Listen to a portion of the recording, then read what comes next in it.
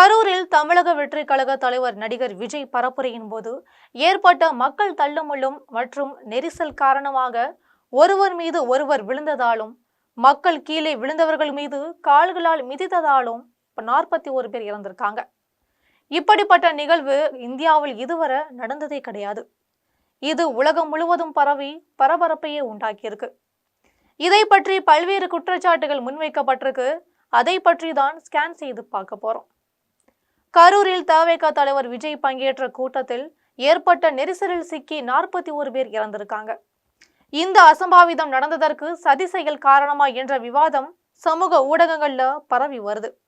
அந்த சந்தேகங்களுக்கு விடை தேடுவதுதான் இதனுடைய நோக்கம். 1. விஜய் தாமதமாக வந்தது. கரூரில் 12 மணிக்கு விஜய் பேசியிருக்கணும். ஆனால் விஜய் சென்னையில் இருந்து தாமதமாக கிளம்பி கரூரில் இரவு 7:30 மணிக்கு தான் பேசவே ஆரம்பிச்சாரு. கரூரில் ஜவுளி நிறுவனங்களில் சனிக்கிழமை சம்பள நாள்.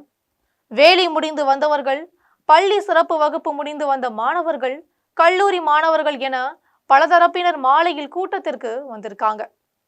12 மணிக்கு அல்லது அதிகபட்சம் 3 to 4 மணிக்குள் விஜய் பேசியிருந்தால் இவ்வளவு பெரிய அளவு கூட்டம் இருந்திருக்காது. 2. விஜய் வருகைக்காக 3 மணியிலிருந்து ரசிகர்கள் வர தொடங்கியிருக்காங்க. 5 மணி அளவில் வேலுசாமிபுரத்தில் சாலை நிரம்பி வழிஞ்சிருக்கு. மதியத்திலிருந்து காத்திருந்தவர்கள் சோர்வடைய ஆரம்பிச்சிட்டாங்க. வெளியேற நினைத்த பெண்களால் வெளியே வர முடியவில்லை.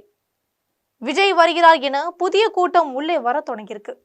விஜய் நெடுஞ்சாலையில் இருந்து வேலுசாமிபுரம் பாயிண்ட்டுக்கு வர 2 மணி நேரம் ஆகியிருக்கு. 7 மணி அளவில் தண்ணீர் இல்லாம மக்கள் மயக்கம் போட ஆரம்பிச்சிருக்காங்க. அதே நேரத்துல தான் விஜயின் வேன் உள்ளே வந்திருக்கு. அந்த வேனுக்கு வழி விடுறதுக்காக அந்த மக்கள் கூட்டம் நகர்ந்தப்பதான் அந்த அசம்பாவிதமே ஏற்பட்டுச்சு. இரு பக்கங்களிலும் பேனர் வைத்திருந்ததாலும் அந்த இடத்தையே அது அடைச்சிருக்கு. அப்போதே நெரிசலில் மிதிப்பட தொடங்கிட்டாங்க. இதெல்லாம் நடக்கும்போது விஜய் வேனை விட்டு வெளியே வரவே இல்லை. அவர் வெளியில் வராததும் கூட்டத்தில் ஆர்வ மிகுதிய அதிகப்படுத்தியிருக்கு. 3. விஜய் வந்து பேசுவதற்கு முன்பே ஆம்புலன்ஸ்கள் அலர்ட் செய்யப்பட்டிருக்காங்க. அவர் பேச ஆரம்பித்தவுடன் 2 ஆம்புலன்ஸ்கள் உள்ள வந்திருக்கு. அதில் ஒன்று தவேக ஏற்பாடு செய்த ஆம்புலன்ஸ். தவேக கொடியும் அதுல இருந்திருக்கு. அந்த ஆம்புலன்ஸ் தவேகவினருக்கு தெரியாமல் வந்திருக்க வாய்ப்புகள் இல்லை. விஜய் பேச தொடங்குவதற்கு முன்பே அங்கு அசம்பாவிதம் நடந்திருக்கு அப்படிங்கிறது எல்லாம் தவேக நிர்வாகிகளுக்கு நிச்சயமாவே தெரிஞ்சிருக்கும். 4. விஜய் பேசும்போது தண்ணீர் கேட்பவர்களுக்கு பாட்டிலை எடுத்து வீசியிருக்காரு. மறுபுறம் தண்ணீர் கேட்டவர்கள் பக்கம் இருந்து எடுக்கப்பட்ட வீடியோ ஒன்று சமூக ஊடகங்கள்ல வெளியாகியிருக்கு. அதை பார்த்தால் அங்கு ஏற்கனவே சிலர் கீழே மயங்கி விழுந்திருப்பது தெரியும். இருட்டாக இருந்ததாலும் கூட்டம் மறைத்திருந்ததாலும் அது விஜய்க்கு தெரிந்திருக்க வாய்ப்பு இல்லை. விஜய் தொடர்ந்து பேசிக்கிட்டே இருந்திருக்காரு. 5. அங்கு நிலைமை சரியில்லை என்பது ஒரு கட்டத்துல விஜய்க்கு தெரிய வந்திருக்கு. ஆதவ் அர்ஜுனிடம் தொடர்ந்து பேசலாமான்னு விஜய் கேட்டிருக்காரு. டாக்டர் பிரபுவை வர சொல்கிறார் விஜய். சிறிது நேரத்துல பேச்சை முடித்துவிட்டு அவசரமாக அங்கிருந்து விஜய் கிளம்பி இருக்காரு. 6. பவர் கட் ஆனதா? அப்பகுதியில் குடியிருப்பவர்கள் எல்லாரும் பவர் கட் ஆகவில்லை அப்படின்னு சொல்றாங்க.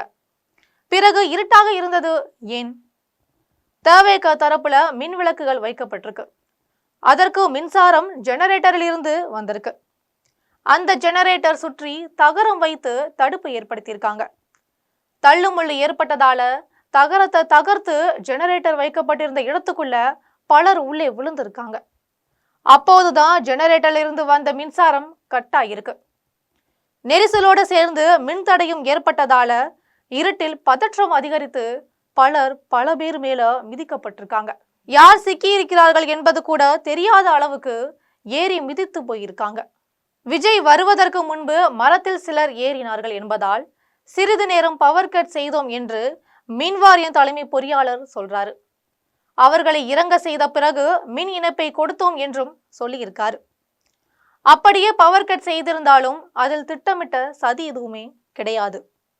ஏனென்றால் தவேக மாவட்ட செயலாளர் விஜய் வரும்போது பாதுகாப்பு கருதி பவர் கட் செய்யணும் அப்படின்னு 26ஆம் தேதி மனு கொடுத்திருக்காரு. ஆனால் அதை கரூர் மின்வாரியம் நிராகரிச்சிருக்கு. 7. தேவைக்க கேட்ட லைட் ஹவுஸ் ரவுண்டானா சாலை வேலுசாமிபுரத்தை விட பெரிய சாலை கிடையாது. கிட்டத்தட்ட இரண்டுமே ஒரே அளவுதான். ஆனா லைட் ஹவுஸ் பகுதியில் 5 சாலைகள் பிரிக்கப்பட்டிருக்கு. வேலுசாமிபுரத்தில் ஒரே சாலை, சில குட்டி சந்துகள் மட்டுமே இருக்கு. இது குறித்து ஏடிஜிபி தேவாசிர்வாதம் என்ன சொல்றாரு அப்படின்னா, ரவுண்டானா பகுதியில பெட்ரோல் பங்க், அமராவதி ஆற்று பாலம் இருப்பதால ரிஸ்கி ஏரியா என்பதால் தான் அனுமதி கொடுக்கல அப்படின்னு சொல்லியிருக்காரு. அவர் சொல்வதுல ஒரு அடிப்படை காரணம் இருக்கு. ஆனாலும் வேலுசாமிபுரத்தில் டிரான்ஸ்பார்மர் இருக்கு.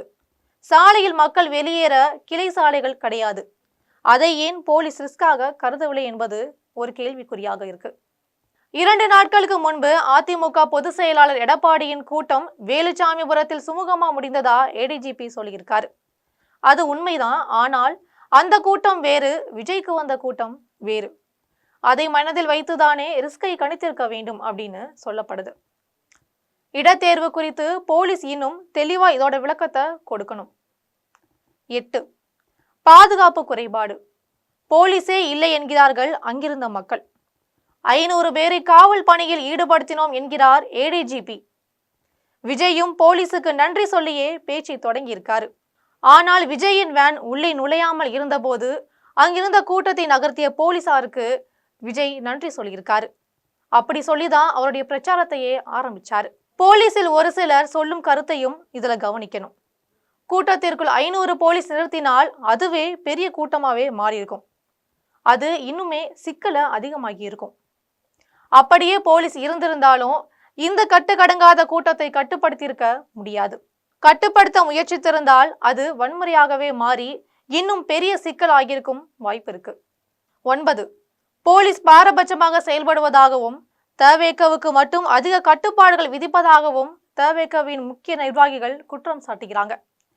அதில் உண்மை இருக்கலாம். ஆனால் களத்தில் என்ன நடக்கிறது என்பதை நாம் பார்க்கணும். விஜய் நாமக்கல்லிலிருந்து வரும்போது அவரது வேனை விரட்டி வந்த பல இளைஞர்கள் விபத்துக்குள்ளாயிருக்காங்க. பலர் டிரான்ஸ்பார்மரில் மின்கம்பத்தில் ஆபத்தான வகையில ஏறி நின்றுருக்காங்க.